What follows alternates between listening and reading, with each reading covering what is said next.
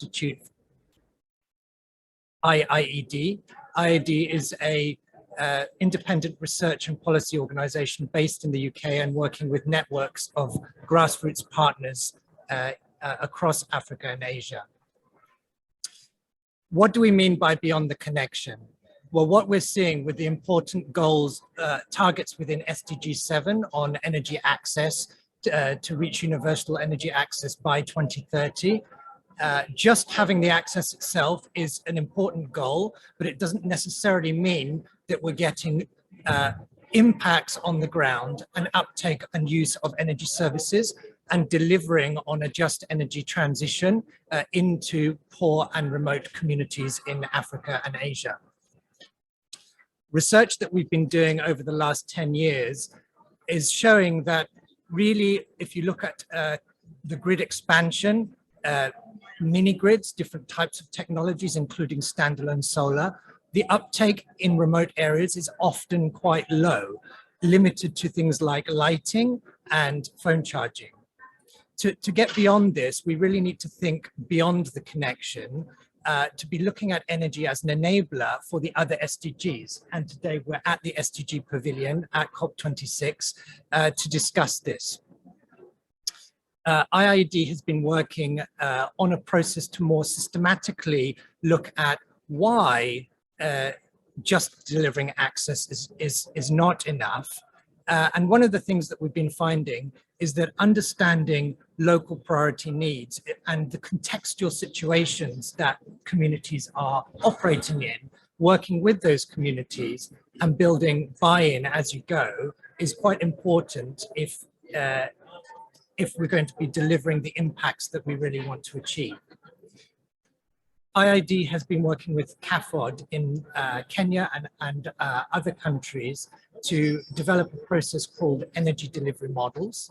Energy delivery models is a tool that's being used in Kenya with the opportunity of local government and the Energy Act of 2019 to help with systematically understanding those local needs and contexts.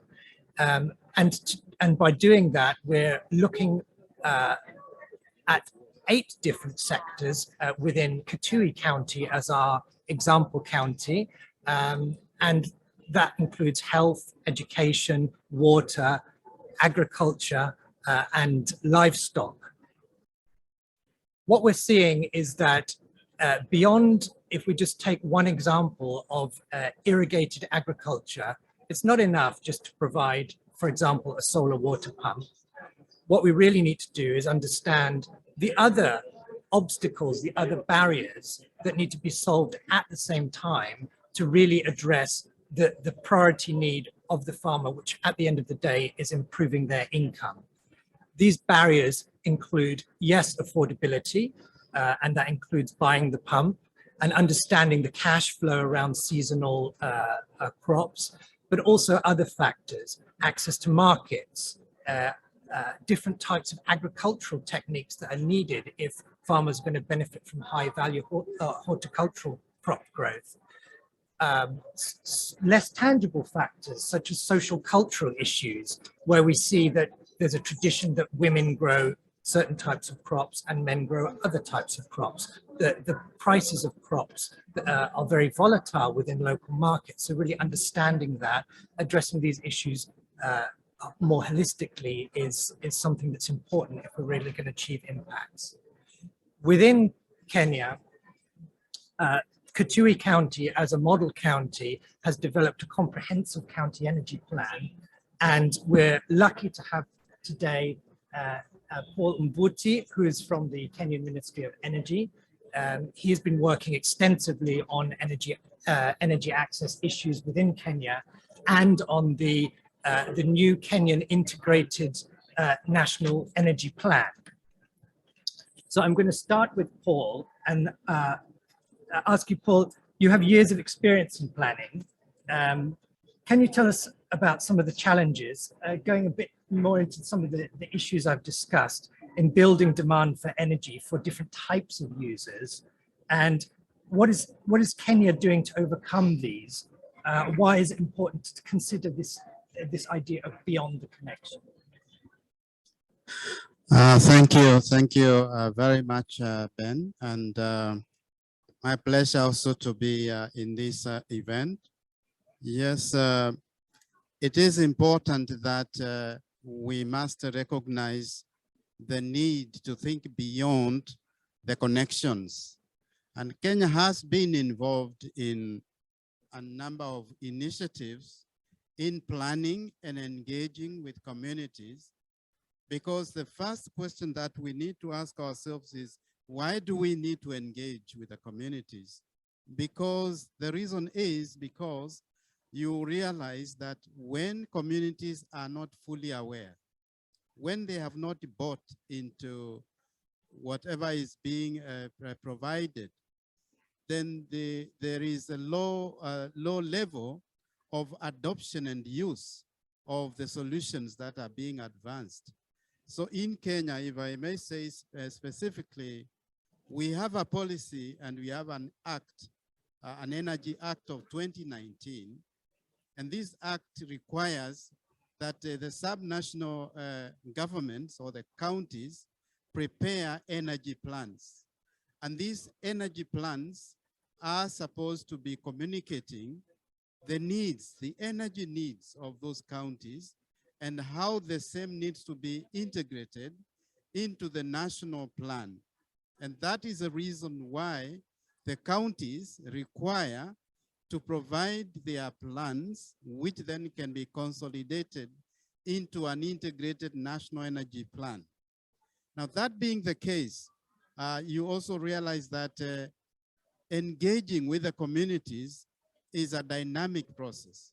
Many times when communities have not bought into what is being taken to them, they will not be able to continue benefiting from such services. So we have had challenges in our own settings because, one, low levels of awareness, and therefore the reason why you need to engage. Then there is also lack of understanding by the consumers of the central role that energy plays in their lives. Many times in our own assessments, we have found that anytime you want to rank the needs of a household, energy does not feature in the top 5.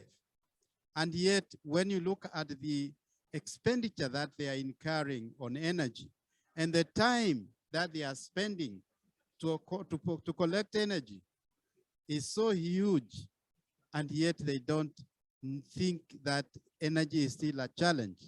Now, this is a barrier that must be addressed.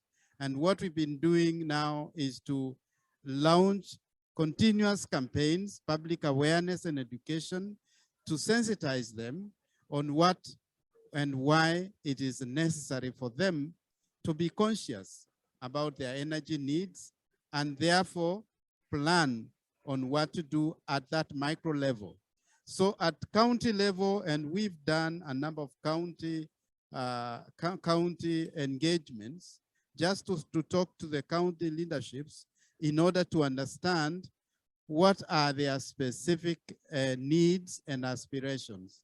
And so the challenge has always been the people at the last mile do not seem to understand the exact nature of their needs. And yet, of course, they have to use energy because energy is a basic requirement. They need to cook, they need to light, they need to communicate.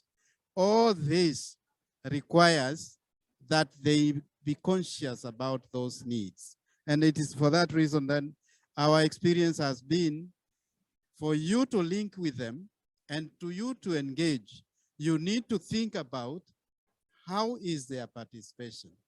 What do you define as a meaningful and effective participation of the communities so that you can help them define their needs? And we also realized that many times in our planning, you approach it from a point of thinking that from an expert point of view, you know their needs. And this is not actually always the case.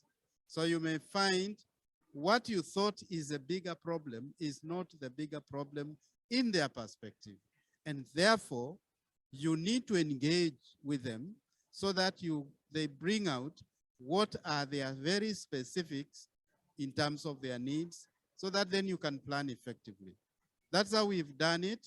And we still feel there is still much more, because the approach now should be, we need to look at the least cost options which are best fit for each of the sites that you're talking about.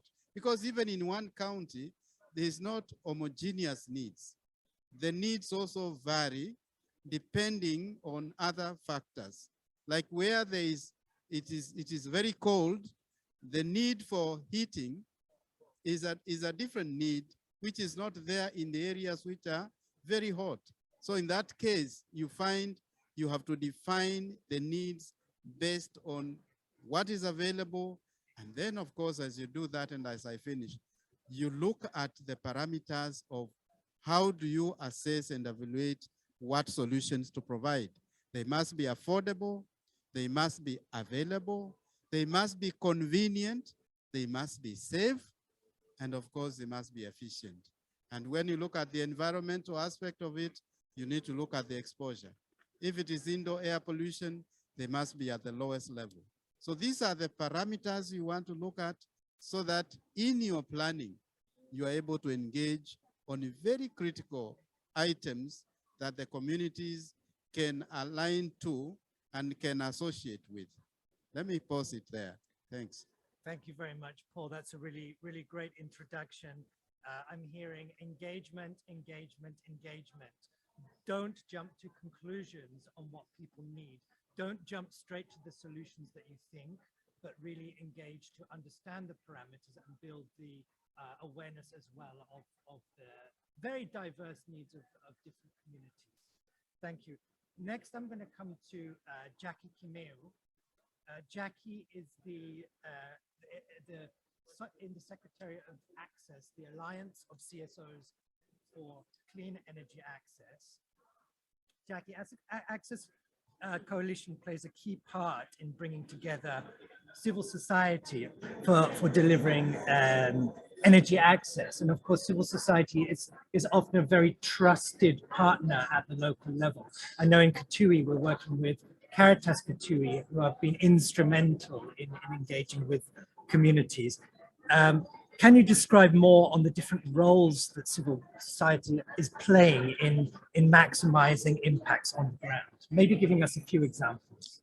Okay, thank you so much, Ben, for that.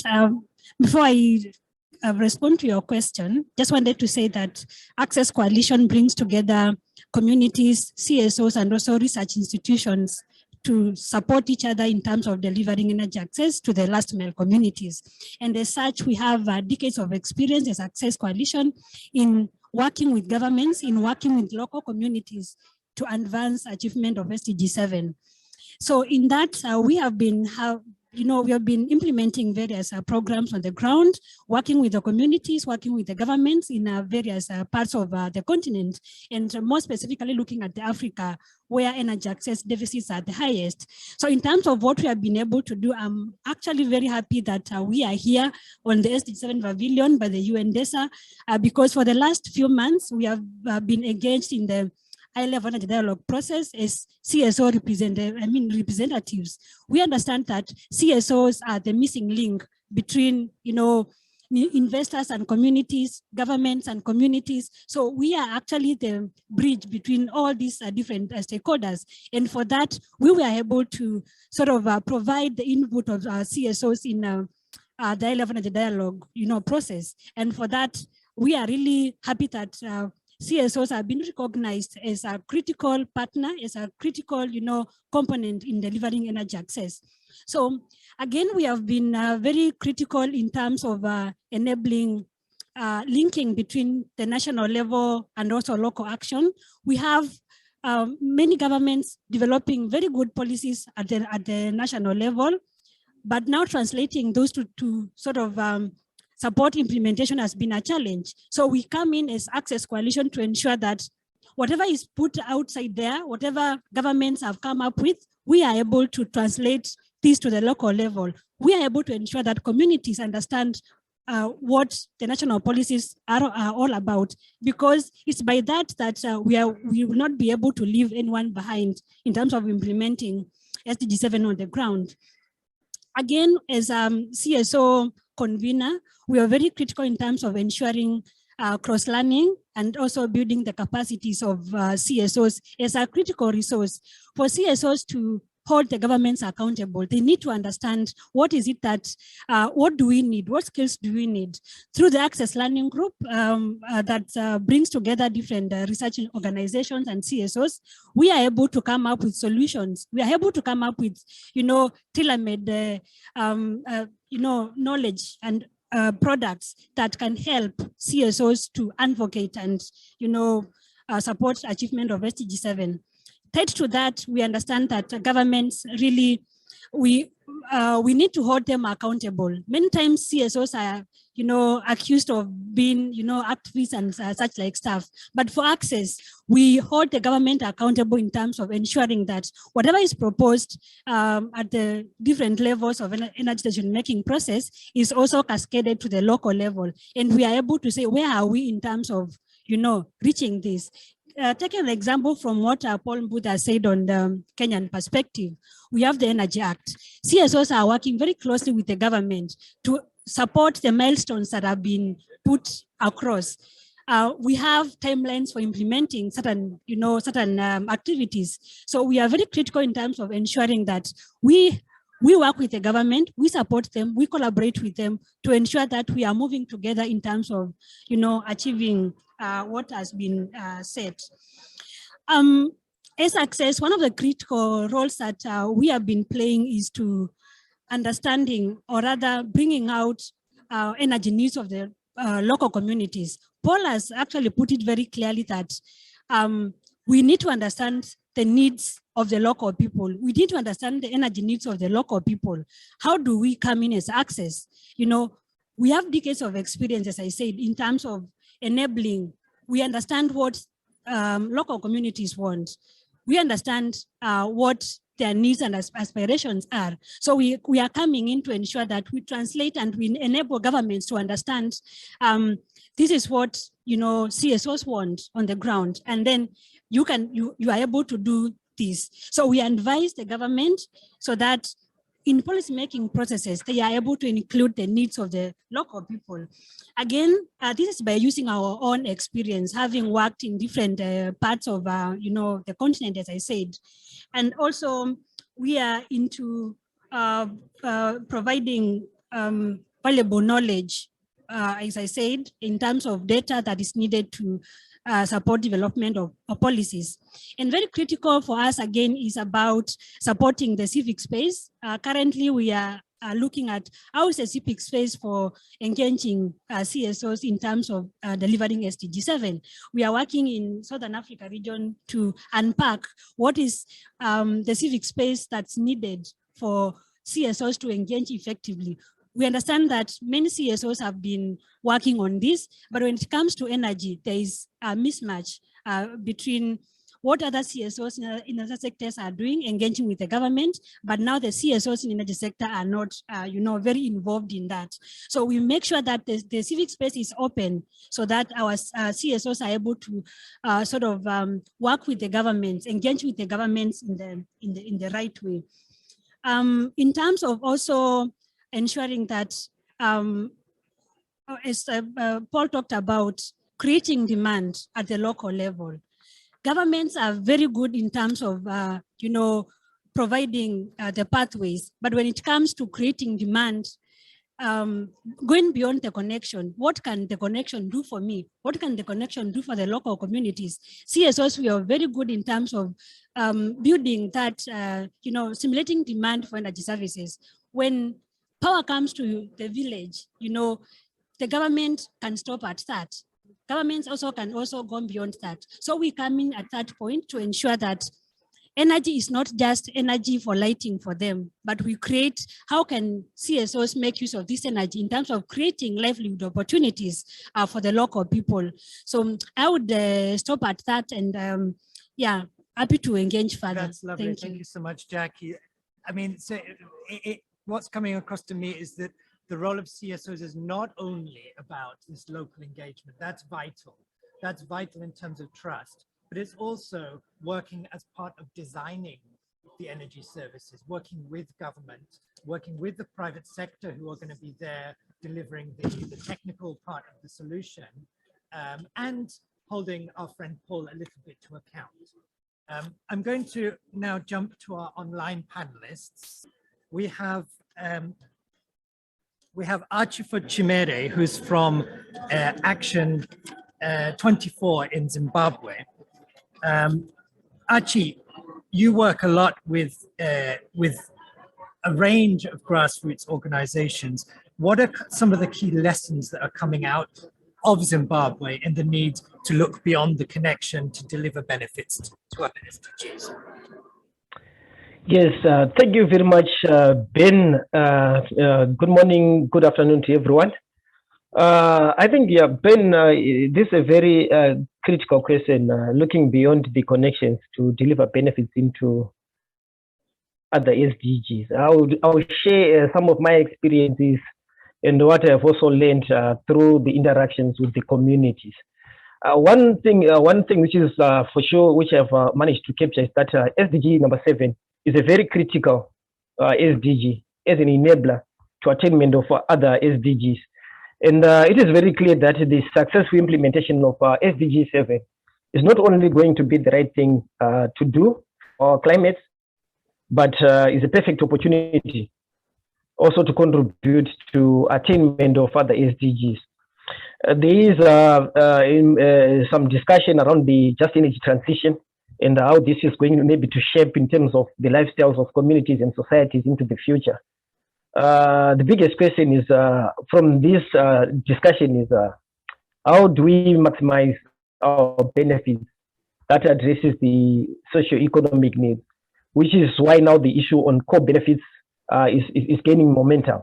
And it is gaining momentum. Why? Because you can't separate these issues from livelihood issues.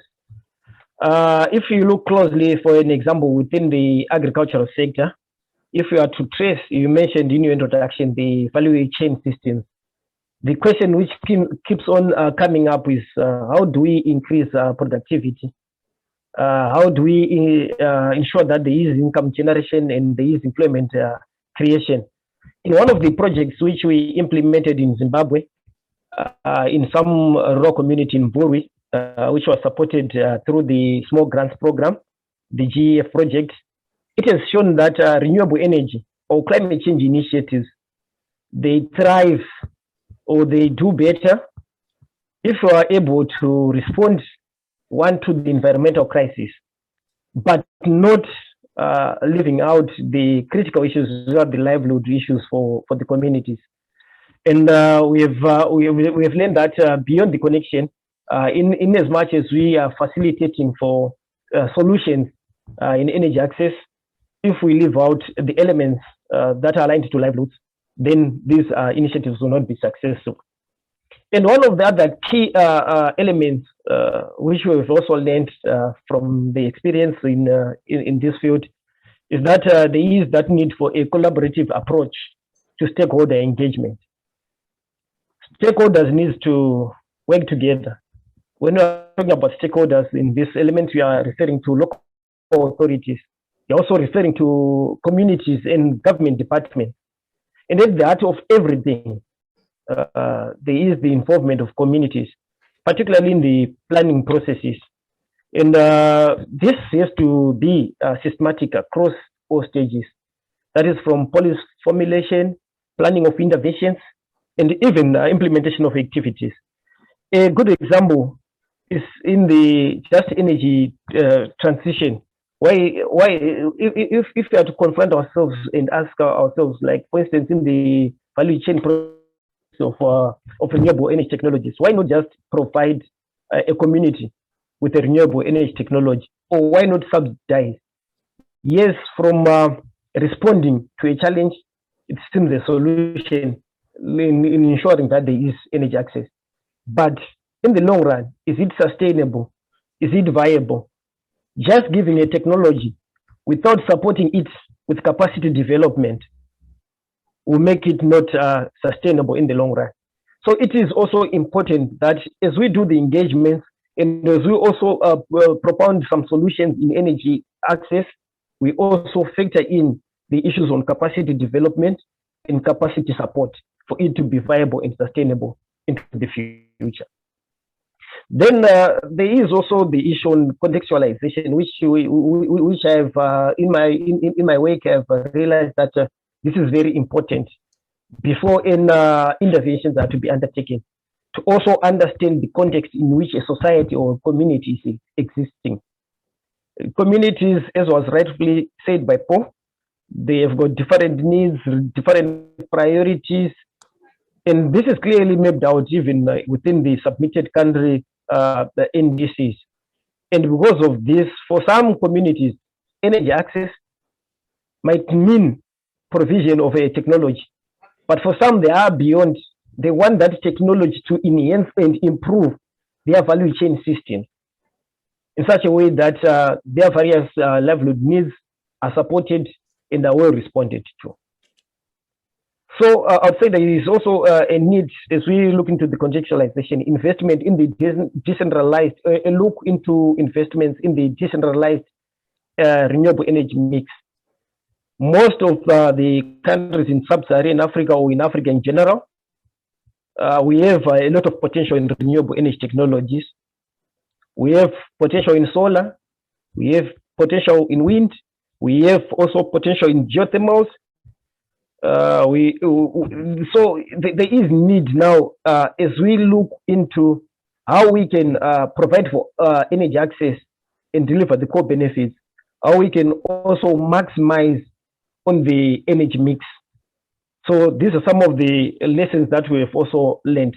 And the issues on funding, they keep on coming because funding is at the heart of driving energy access and also ensuring that the core benefits of energy access actually trickles down and benefits the communities.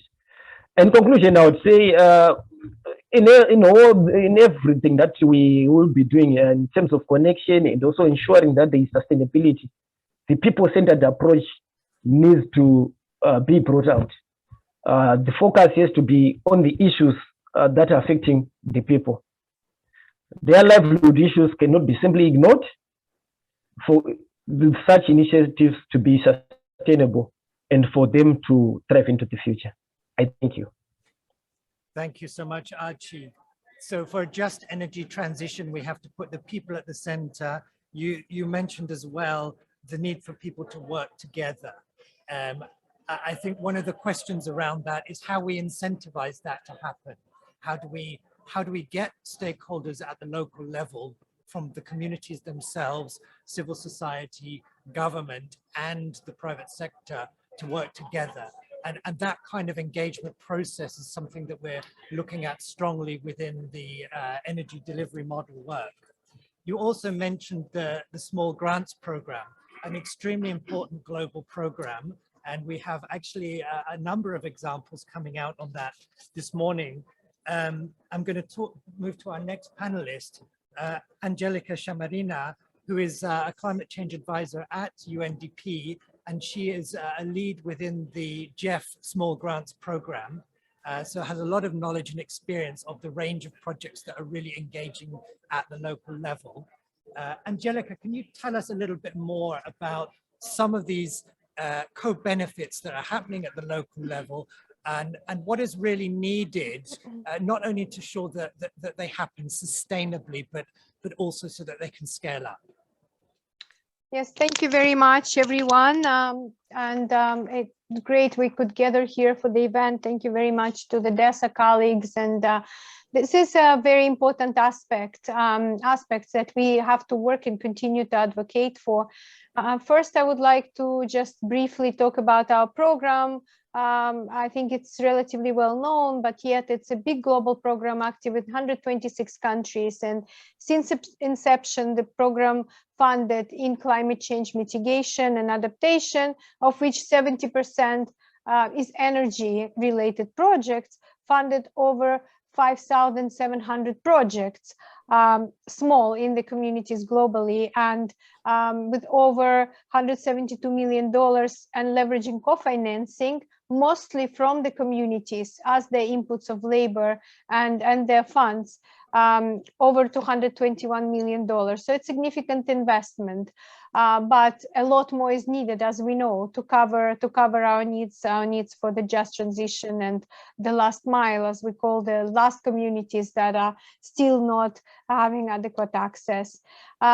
We work with local communities directly, and we usually address those that are farthest away, more vulnerable, more difficult to reach. And our approach actually is very close to what was discussed as Archie Ford and our colleagues from Kenya. It's actually based on community engagement and ownership, and communities receive funding directly from us. Also, livelihoods is one of our main core themes, not just global environmental benefits. It's probably one of the few projects in the GEF portfolio which emphasizes livelihoods equally to global environmental benefits. And that's our program, because working with the communities, you cannot do otherwise. It's not divided so neatly between the environment and livelihood. It's all together. And we actually pay a lot of attention to co-benefits. We did a couple of studies, and now what we're trying to do is to track the contribution of our projects to the SDGs, and that happens routinely in our all annual monitoring process.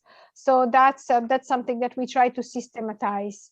Our normal, normal intervention, a normal project will look probably what the Zimbabwe colleague explained a little bit.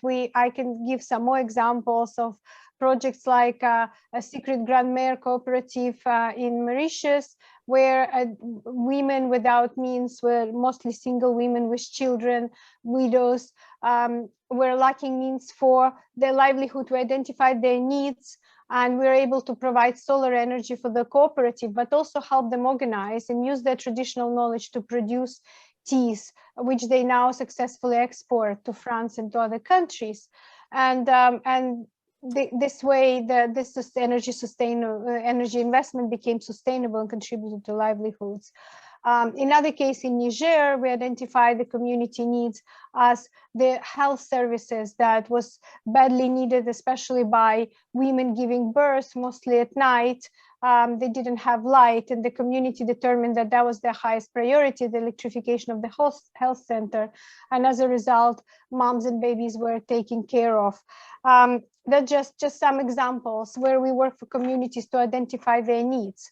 There are many other similar examples as we work with the communities of refugees, of remote communities, indigenous communities, providing for them these appropriate solutions, which are appropriate technologically for them and can be maintained and sustained locally.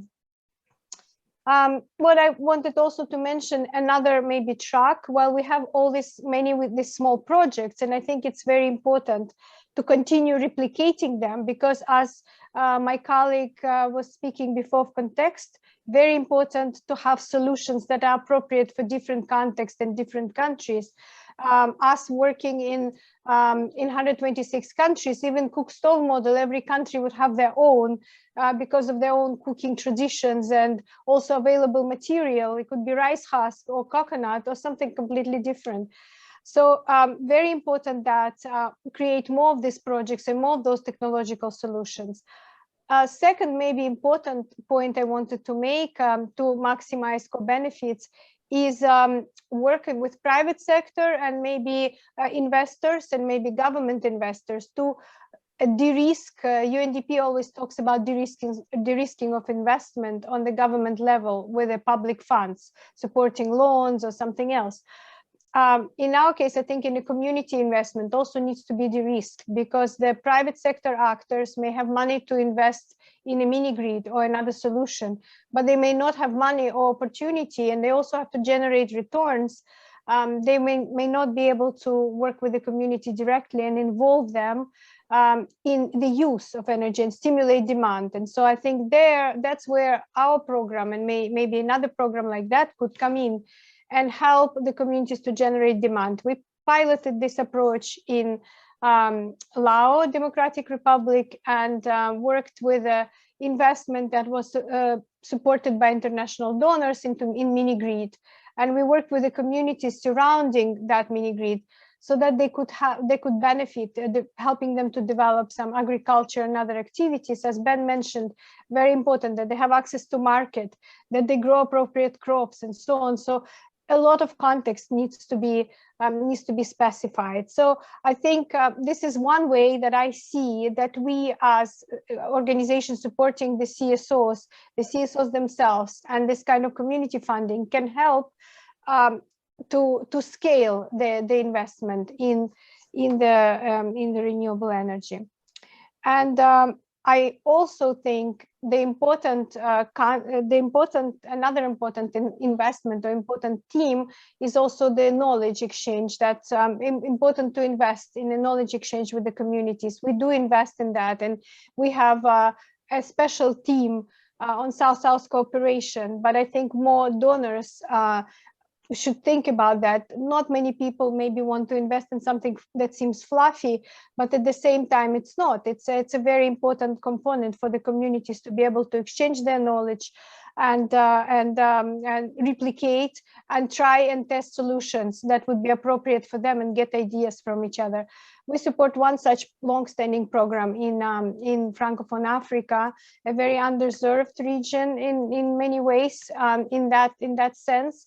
And its exchanges are in French between different countries, including also Francophone Arab states. And they're supported by us and also other donors locally, which I think producing a lot of interesting results, including community methodologies for various renewable energy technologies. And finally, but not the least, we need to improve our own knowledge. We have a big team of 126 people and also a community of practitioners and grantee partners. And it's very important to codify those principles, even though we already know that they exist, but we don't always, it's not always applied systematically. And we would like systematize these approaches that we discussed here. And for that, we turned actually to IIED, to our partner.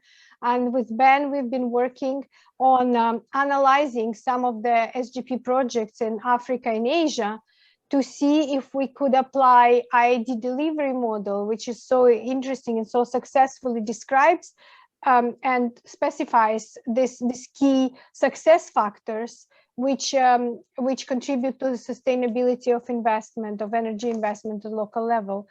And we have identified some of these factors in SGP projects, which we still need to improve. So the next step, I hope, would be development of some kind of guidance or toolkit for our partners and our team to use it on a more consistent basis. But we made some interesting discoveries, for example, in community engagement with examples from Indonesia, Timor-Leste, in their small hydro and solar energy projects, how they collaborated with the community of end users and how communities contributed with their labor and how they worked through existing community institutions to get the buy-in and consent of the community and understand their interests and priorities.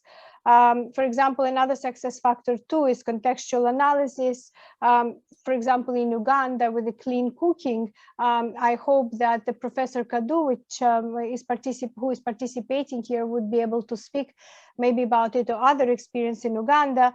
Our grantees were able to change the project direction after studying the cooking preferences of the end users, and turned out that the greater impact could be produced by supporting institution rather than individual households. So cooking is especially sensitive. If we want to make progress on clean cooking, we need to understand the customs. A lot is connected with the cooking for any family, as we all know. So that's another example of success factor of delivery model from India, Indonesia. For example, it's conducting needs assessment and prioritizing livelihood activity, which community selected, for example, raising poultry rather than maybe some others that may have been suggested by the donor. And building demand, supporting in Indonesia, supporting crafts and other businesses that would benefit from energy. And the very important component is to use locally available solutions, locally available technologies, and local experts to make it sustainable. And finally, also supporting sustainable community financing mechanisms, such as revolving funds. How would the community pay for the energy produced? These are just some quick examples from what our study had identified and what we're hoping would become more of a guidance for our larger team, and hopefully even beyond our project, but also for our partners and grantee partners in the countries. So that would be all from me for now. Hope to be able to participate further with the questions. Thank you so much, Angelica. So many really interesting and useful points there. The need for really doing a comprehensive baseline to really engage and understand the needs. And you also mentioned investment and attracting investment, that doing this kind of feasibility work and engagement with communities does allow us to scale through tailoring rather than replication. And that's certainly what's happening within Kenya with the county energy planning of areas of over 1 million people within the counties, but yet we're still managing to aggregate the needs to attract finance and service providers. I'm going to go to our final speaker, who's Professor John Kadu from Uganda. John is engaging both at the community level through as a chairman of the Small Grants Program in Uganda. He has experience at the community level, I know very well, in many different countries outside of Uganda as well. And he's also part of the formal negotiations team for Uganda here at COP26. So John, you have that grassroots level experience, but you also have the macro level experience. Can you talk a little bit about what's needed to bring the understanding from the grassroots into the macro level discussions, and what would you advise your peers with respect to this beyond the connection issue? Thank you very much indeed for that. I'll build on the previous speakers, what their experiences are. Our experiences in Uganda in terms of energy access is centered around the Small Grants Program. The Small Grant Program, as somebody has said, supports communities, not individual homes, but communities. We need to identify or to do barrier analysis, to identify the barriers. Yes, feel free to remove. Yeah. We have an IT system. That's right. To identify barriers, the barriers that inhibit, the bottlenecks, as it were, that keep people away from energy access. Now, the barriers could be at the macro level, could be from the national point of view or national level. Barriers too could be at the grassroots level. For the grassroots level, as somebody has already said, it may be the lack of understanding that they have to do something about this. But for the national level, the barriers could be again failure to institutionalize what the commitments of the countries are. Now, if I go slightly beyond that, each country has a commitment under the Convention on Climate Change and under the Paris Agreement to do something about emissions. Now, the policy level aspect, in many cases, fails to translate this to the grassroots communities. And that can be a barrier in that the communities will not appreciate, and at the same time, the high level, the macro level may not implement what is supposed to be implemented, within a limited time. So barrier analysis, identify the things that hold people from accessing energy. It may be upfront costs. Now, that leads to capacity building, the need to build capacity. We need to build capacity among the communities. We need to build capacities among the policymakers. But capacity building, you know, you can take a cow to the water, but you may not force it to drink. So you may have all these facilities in place. If the mind change of the people is not there, so the mindset has to be bought in. People have to, and that takes time, both all across the various levels. Mind change of the communities, that they have obligations to shift from the energy that it emits to renewable energy, to clean energy. Some are quite hesitant. What we have observed in Uganda, that even when you have clean energy, people still stick to the firewood for various traditional reasons. Some think the taste of food, the taste of meat roasted with the firewood is far better than that with the ovens. So that context, to shift that mind, it takes time. But the small grant approach, the motto incidental of the small grants is local action, global impact. So small communities across the globe, whatever they do in the various focal areas, and energy is one of those, adds up to something. Now, the aspects about what should I advise the policymakers, that's the micro level. I could take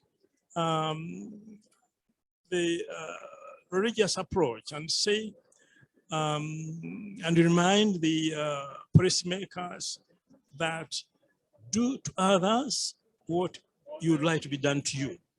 If you are using clean energy, then we have an obligation to see to it that the grassroots communities are in the process of shifting from the polluting energy to the modern energy. So the policymakers are key. Let me also reiterate that politicians are key. If a politician says, let it be, it will be. If a politician says, let it not be, it will not be. For that matter, in the climate change negotiations, the Ugandan negotiators, we have a fairly sizable size of policymakers, members of parliament, in a gender-sensitive manner. We have the youth. So these are aspects which I think are key in contributing the shift to clean energy and energy access, as I said. Thank you. That's very interesting. If politicians say it will not be, it will not be. And that's the same at the community level, right? If there's no buy-in at that level, the buy-in has to be throughout.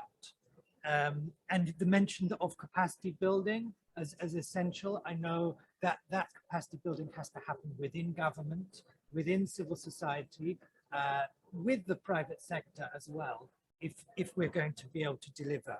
Thank you so much, John. We're going to go to our questions now. I think we have some questions from online.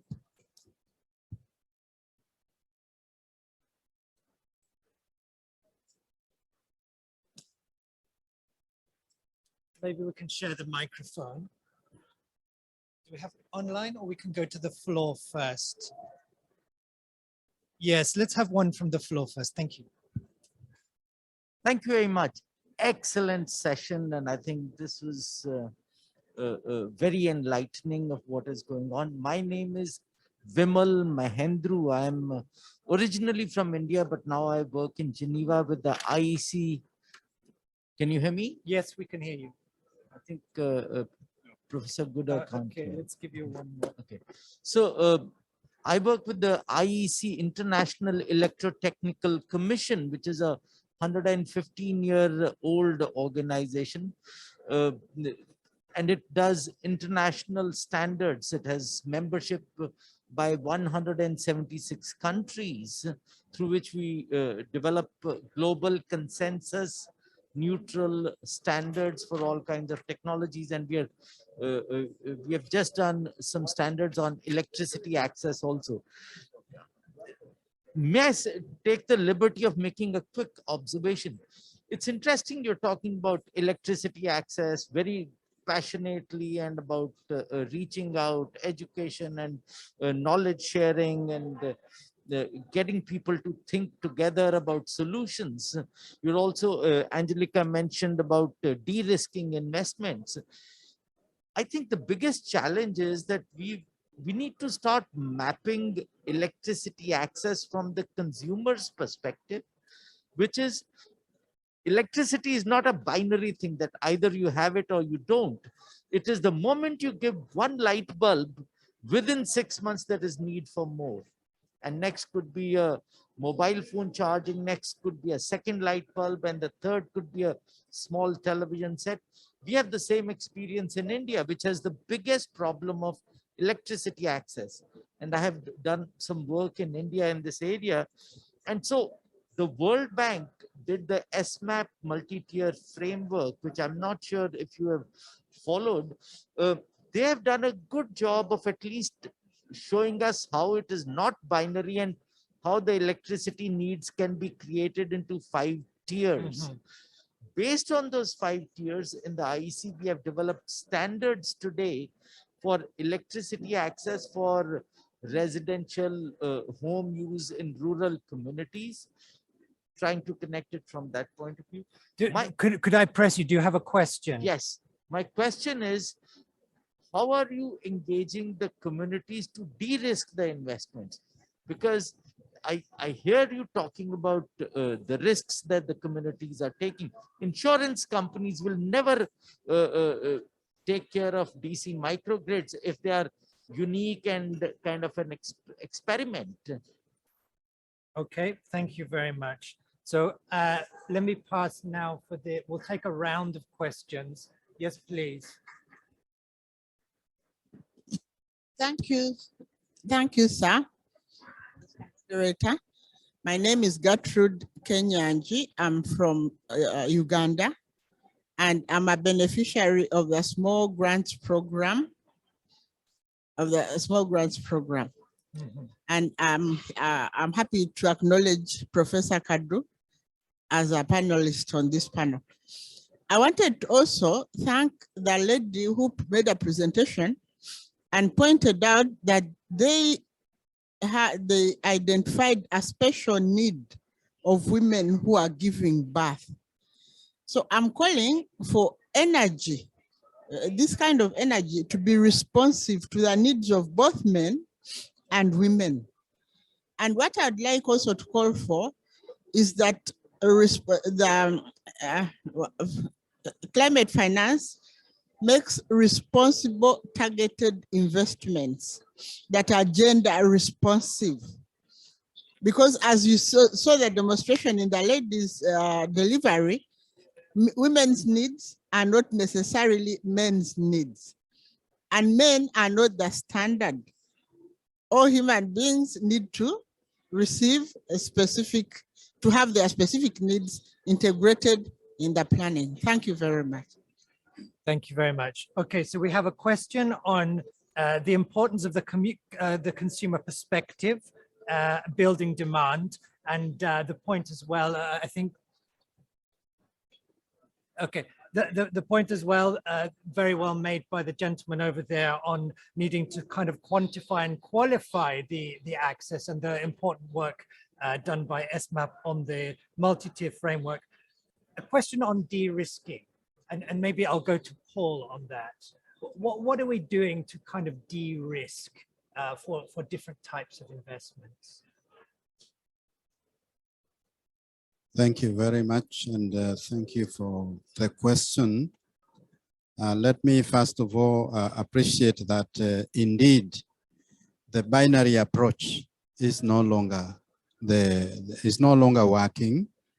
A lot of work that has been done by World Bank and others has clearly demonstrated that access should not be measured in terms of whether you have or you don't have, or whether you are using solid or not solid fuels for cooking.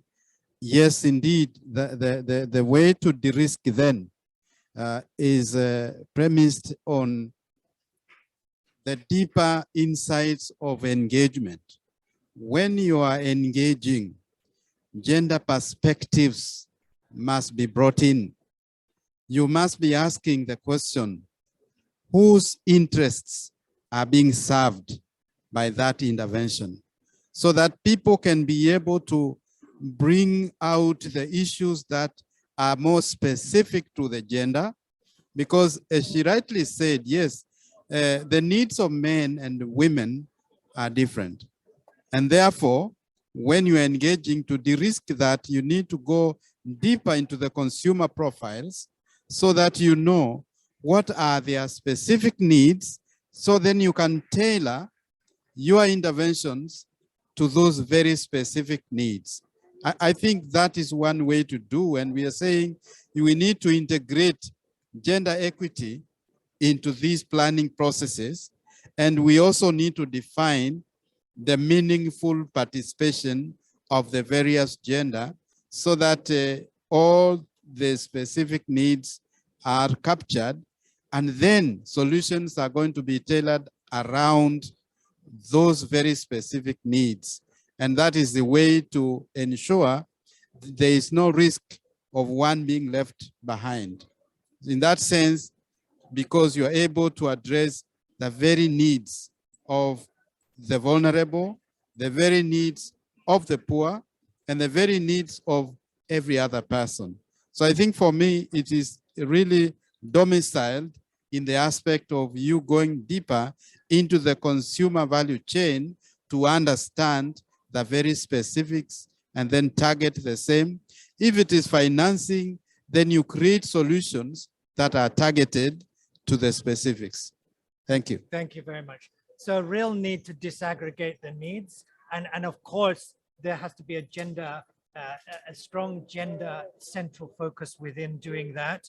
And that kind of engagement is in itself de-risking, because it's helping us to build the demand from the bottom up.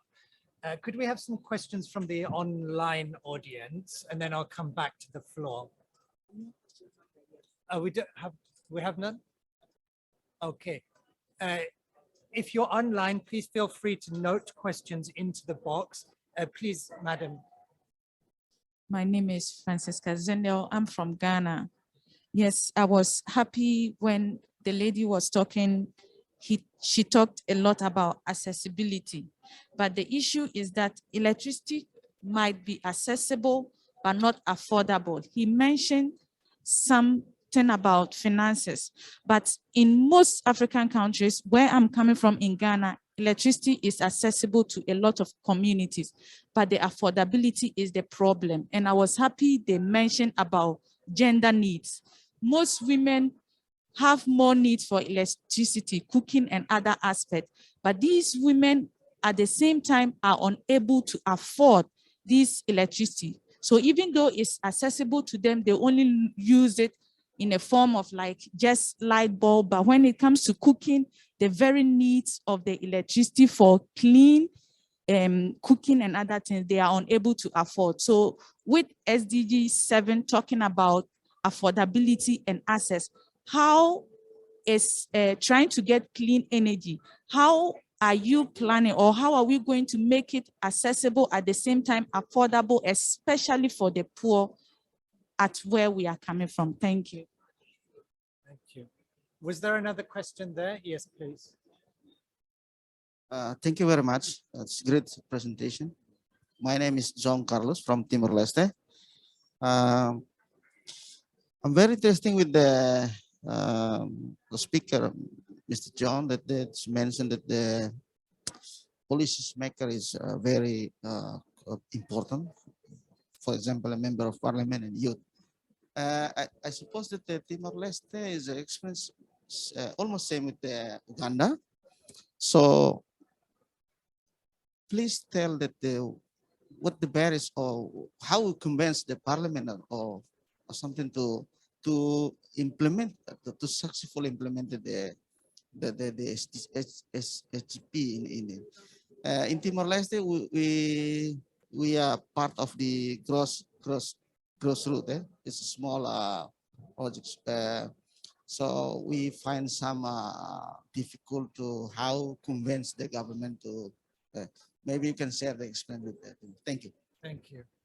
So a question around affordability, and if I may add a slight aspect to that, there's a difference between affordability and the willingness to pay, and that can often have a strong gender dynamic. Who's controlling the budget at the household level? Could I invite Angelica? Do you have any comments on that question? Yes, definitely. What in our program we try to definitely to address this issue, and not only for women, we also attempting to do it for disabled people, for example, especially context of adaptation, youth, but specifically for gender.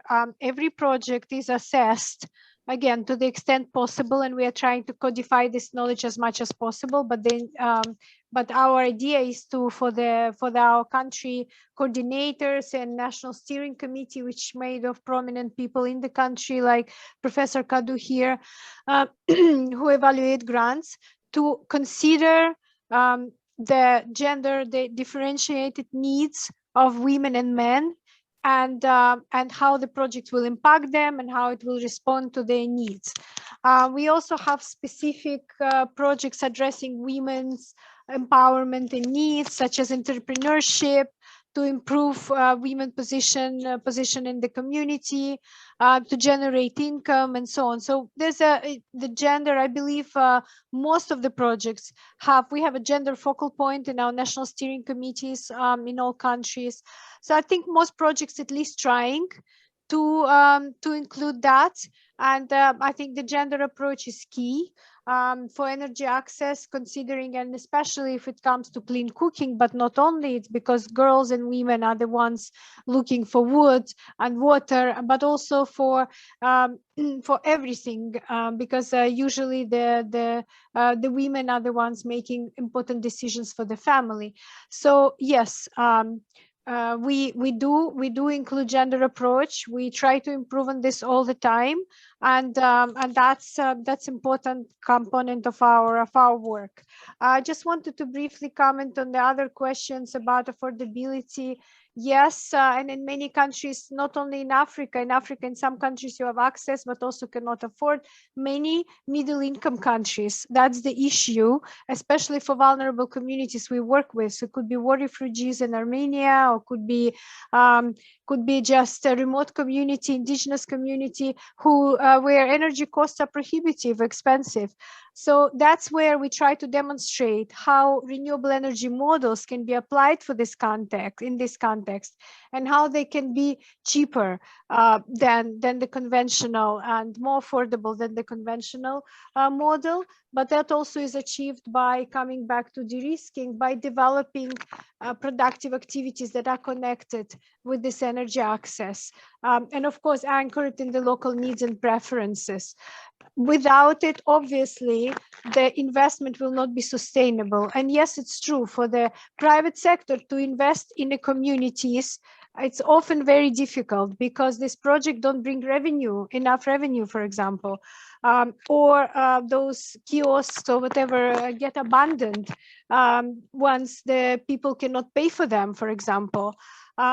And so that investment is not sustainable. So what's important is, that's why contextualizing, linking to productive activities, getting the community preference before you design the solution is very important. And then private sector has its role to play. But as of now, if we talk about the last mile, we need public money to help. We cannot only solely rely to private sector, but obviously the service, the building, the billing can be provided by private sector, but that has to be supported by public money. And that's what I mean by de-risking that investment. Otherwise, it would be too risky and private sector would not be able to do that. And yeah, and so very, very interesting questions. And definitely, I invite everybody to check on our website, on our publications and related to gender and women empowerment. It's actually a strong side of our program, I may say, together with the indigenous people focus in those countries where they live. Thank you very much, Angelica. I'm going to come to the gentleman's question over here. I think, John, it was specifically addressed to you. We have the microphone there. I think if I got the question rightly, it was around how do you get this buy-in from Parliament, from national level? What's really needed? Yeah, thank you very much. I'm pleased to see somebody from Timor-Leste. Timor-Leste is the leading negotiator on loss and damage. Loss and damage, which may be linked to energy access. When you have infrastructure damage, really may impact energy. Now, there is a tendency by technical people to overlook politicians. We can't win on that. We may be the scientists, we know everything. And you may have a politician who is half educated, but that politician decides your future. That politician decides on whether your budget will be approved or not approved. So in the case of Uganda, we saw this, and over 15 years ago, in 2007, 2006, in the run up to Copenhagen COP, we took on the politicians. We, the negotiators, the experts, we engaged the parliamentarians, and they started a parliamentary forum on climate change to respond to our SDG 13. That's an important. I use the expression, we locked them up in a 5-star hotel for 1 week, and we started a long journey telling them adaptation, mitigation. When they realized that, water levels will go down. The snow on the mountains that support hydropowers is dwindling. Some wept and they said, why did you not tell us earlier? And I personally said at that time that everything has a beginning. This is the beginning. But the politicians, they have periodically, in the case of Uganda's 5 years, elections, some drop out, others come back. But the Parliamentary Forum on Climate Change for Uganda is an NGO for those in service and those who have moved out of service in Parliament. In fact, the coordinator for the least developed countries on gender is Honorable Winnie Masiko, the Ugandan. She's no longer a member of Parliament, but once you're a parliamentarian, that title sticks on you. So Winnie is here with us. She's stuck on negotiations. With the technical people at that time, I had 5 parliamentarians come into my office and say, tell us, what's adaptation? How do you plan adaptation? So regularly, so that we sort of inculcated this idea of SDG 13 in them. To such an extent that when we have climate change related actions in their constituencies, the member of parliament must know. The member of parliament should be there because it is a credit. It got the credit of that member of parliament. I worked in Kenya for a long time. I worked in along the Somali border, and one member of parliament, the late Mr. Manando, was my friend. And Manando used to come to my office, WH office in Nairobi, and said, please, when you're going to my constituency, we had some projects there, let me know. And Lord and behold, he made sure that he was there before my team went. He was always there. And he felt proud to say that we bring a team of experts to help us with livelihoods. Of course, it wasn't him bringing us, but that linkage of the parliamentarian, the technical people, we have to embrace that. We need to, that chain. And I offer to talk, we share that with Timor-Leste. Thank you very much. Thank you. And I think there could be many more stories that you could bring. Thank you so much, John. We're running out of time. I'm just going to summarize a little bit what we've heard today. We've heard a lot about really understanding the lived experience on the ground, to get beyond the connection, to understand the needs, to disaggregate those needs, to disaggregate them by gender, to disaggregate them by the different contextual situations that people are living in. And if we do that, it doesn't mean that we have to deliver one small project here and one small project there. If we go through a systematic process to really understand those delivery models, we can aggregate them, we can attract finance, we can quantify that, and we know that more finance is needed. That's given to deliver the co-benefits, to deliver the just transition. The big question is where we target it and how we target it. We know we need finance into these delivery models that reach the last mile, that incentivize players to engage. It's very important that the service providers and the private sector are there, but we equally need to target subsidies into the poorest communities so that the affordability is there as well. And overall, I think what we've learned from the panel is that engagement is needed. And that means from the community all the way up to the national government and beyond to here at the negotiations at COP26. So I thank you very much, panel, for a very interesting discussion and wish everybody a fruitful rest of Energy Day. Thank you.